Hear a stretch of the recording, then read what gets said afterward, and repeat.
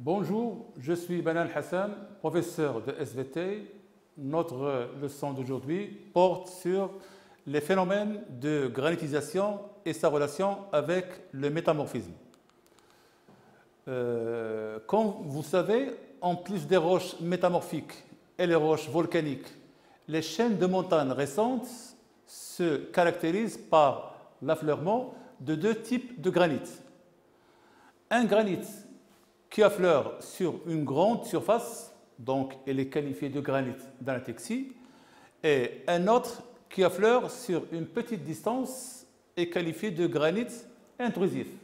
Donc les questions auxquelles on doit faire face sont: quelles sont les conditions de formation de ces granites? Quelles sont les conditions de leur mise en place? Et quelles sont quelle est leur relation avec le métamorphisme? Passons maintenant au granit d'anatexie. Donc l'étude de ce document, il nous montre, donc la figure ci-dessous montre un extrait de la carte géologique simplifiée de Saint-Girons qui connaît l'affleurement d'un type de granit ainsi que les roches métamorphiques avoisinantes. Comme vous voyez, on trouve ici un schiste sans fossiles et suivi d'un schiste, le premier c'est un schiste fossilifère avec des fossiles, puis un schiste sans fossiles, puis un mica avec mécaschiste avec de mica, et le gneiss acélimanite suivi de la migmatite et enfin le granit.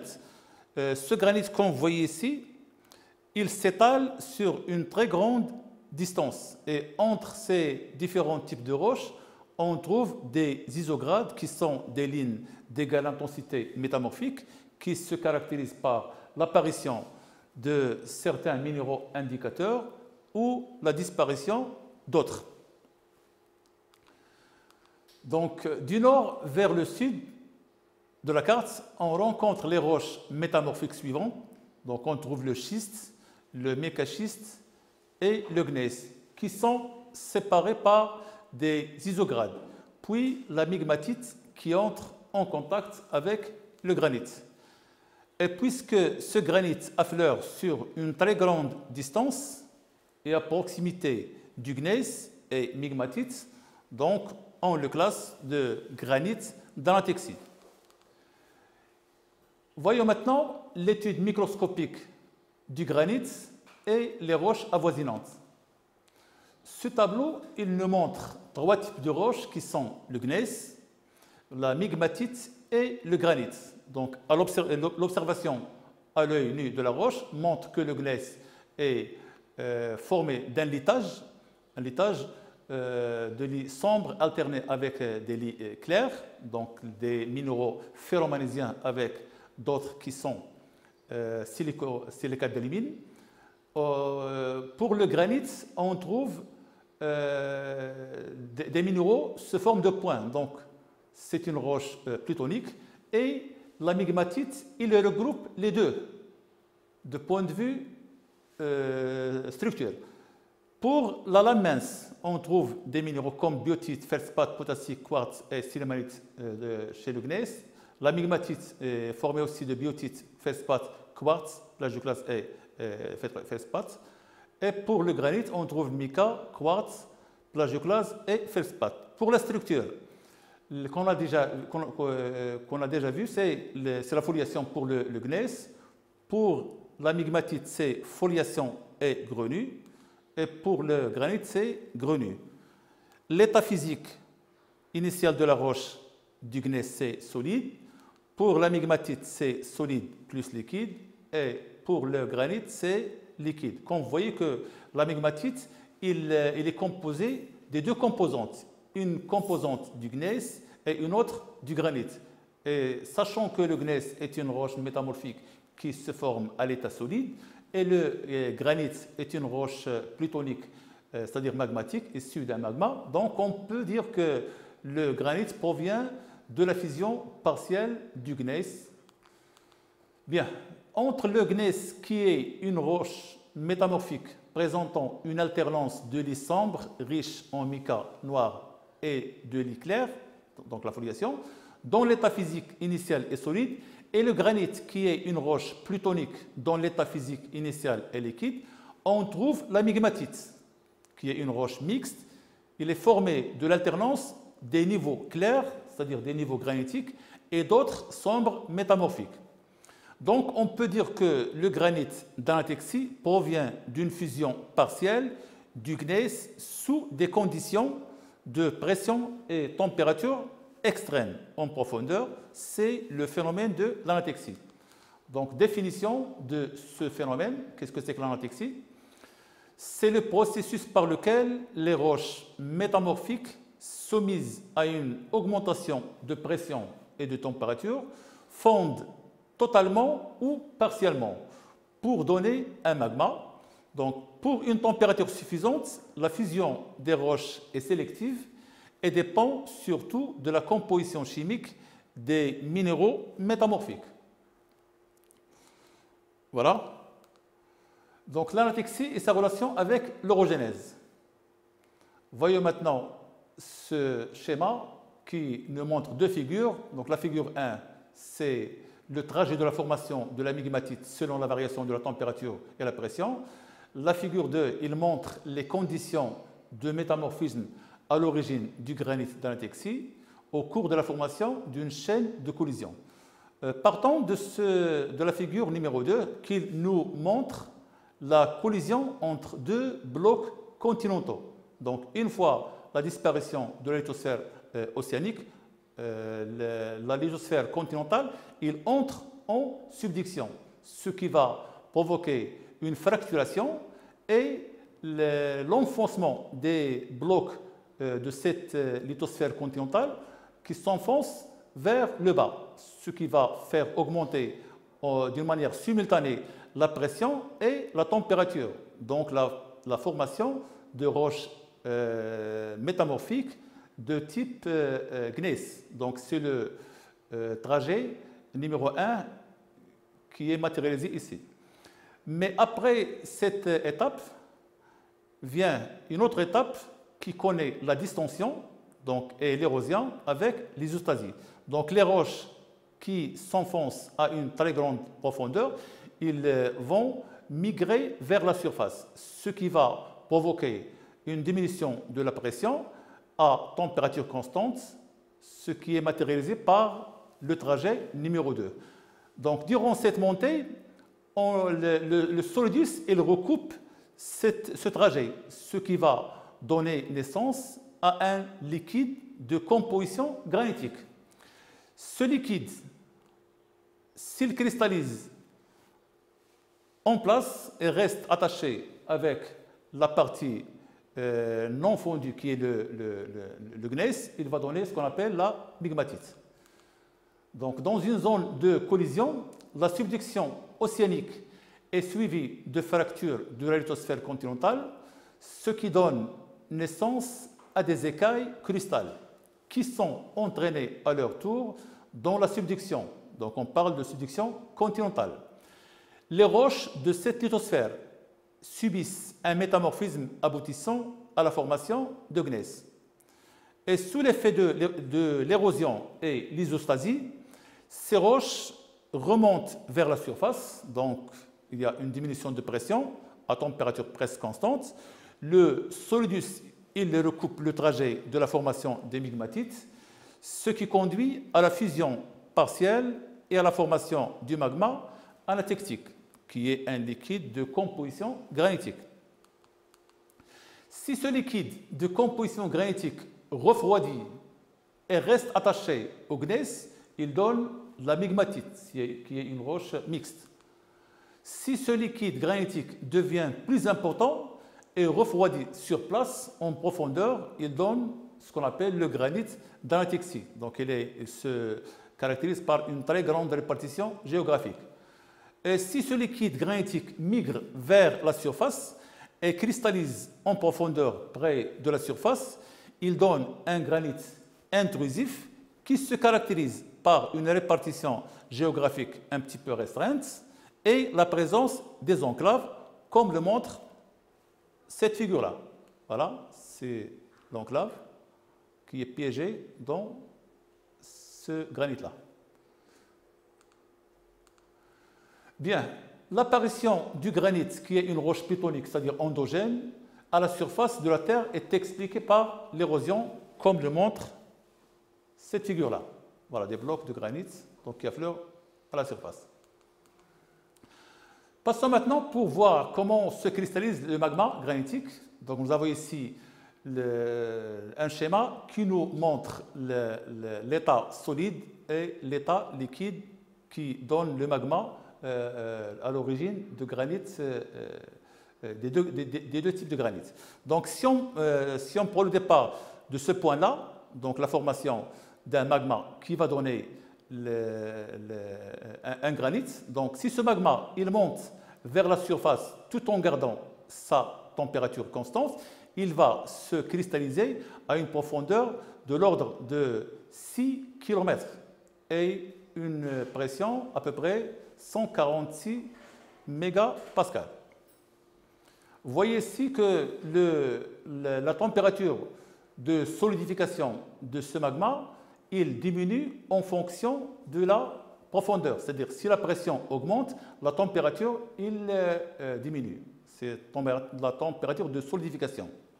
Ce magma, s'il arrive en surface, sous forme de magma, il va donner une autre roche qui est volcanique, qui s'appelle la rhyolite. Donc, l'arrivée, il doit être au-delà d'une température de 920 degrés Celsius.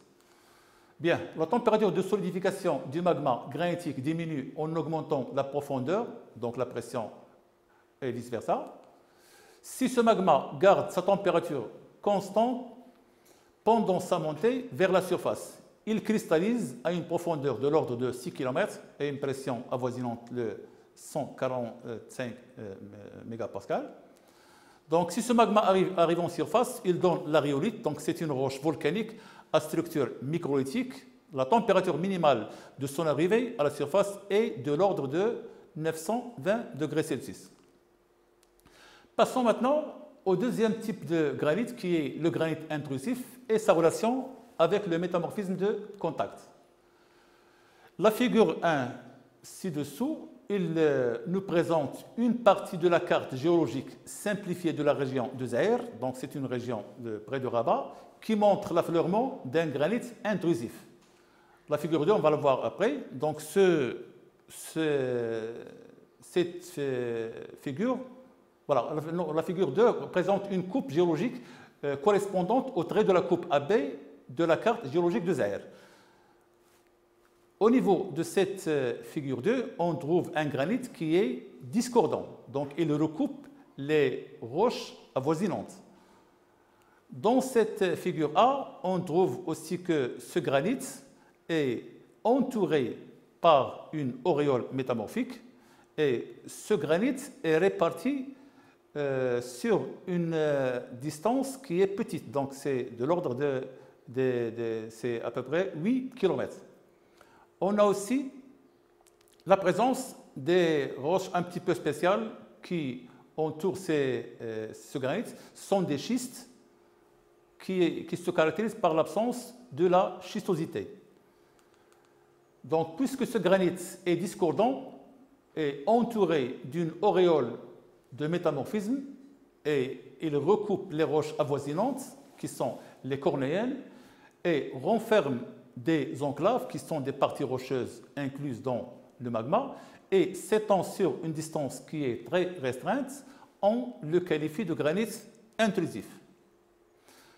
Voici un tableau qui nous montre les roches prélevées près de ce granit. Revenons, voilà, l'emplacement de la prise des roches, donc 1, 2, 3, 4, donc en passant de 1 à 5, on s'approche au granit. Ici, on voit que 1 sont des schistes argileux à chlorite et à séricite. Donc, ce sont des minéraux qui se caractérisent par une faible pression et faible température. En passant vers 2, on voit des minéraux d'andalosite. Vers 3, on voit des minéraux d'andalosite, mais de grande taille. Et en s'approchant de près, donc, on obtient des cornéennes sans schistosité. Donc, ces observations, qu'est-ce qu'ils nous montrent? il nous montre qu'en s'approchant du granit, on constate l'apparition des cornéennes, donc ce sont des roches métamorphiques sans minéraux orientés, donc avec absence de schistosité, car la pression est trop faible. À cause de la faible pression, on a aussi la disparition de certains minéraux caractéristiques de faible métamorphisme, comme la sélécite. On a aussi l'apparition de minéraux caractéristiques d'un thermométamorphisme, comme l'andalosite, et l'augmentation de la taille des minéraux, l'andalosite et cordierite, lorsqu'on s'approche du granit intrusif. Ces observations montrent que le métamorphisme de cette région est de type thermique, c'est-à-dire un métamorphisme de contact ou thermométamorphisme, lié au granit intrusif. Donc, les granites et leur relation avec le métamorphisme. Donc, ce schéma, il nous montre une coupe géologique synthétique qui montre le métamorphisme général ou régional et le granit d'anatexie. Puis, le métamorphisme de contact qui est thermique et le granit intrusif. Donc, ici, on a un granit qui est d'anatexie. À côté de lui, on trouve des roches comme la migmatite et le gneiss. Et on a ici le granit intrusif qui est entouré d'une auréole métamorphique. Donc, d'après cette coupe synthétique imaginaire, extrait les principales caractéristiques du granit intrusif et d'anatexie. Donc, on va les résumer dans ce tableau-là. Donc, les principales caractéristiques du granit intrusif et d'anatexie, ainsi que leurs relations avec le métamorphisme, sont résumées dans le tableau suivant. Pour le granit d'anatexie, donc l'origine de ce granit, c'est un magma issu de l'anatexie et cristallise sur place à la profondeur. Pour le granit intrusif, donc c'est un magma issu d'un magma qui migre vers la surface, ou il est issu de la fusion partielle de la péridotite, donc dans les zones de subduction. En ce qui concerne la relation de ces granites avec le métamorphisme, le granit anatectique représente le stade ultime du métamorphisme. Mais pour le granit intrusif, c'est lui le responsable du métamorphisme de contact. Donc pour le granit d'anatexie, donc l'étape ultime, c'est le métamorphisme, mais pour le cas du granit intrusif, c'est lui qui est responsable du métamorphisme qui est de contact. On a aussi la relation entre le granit et les roches métamorphiques.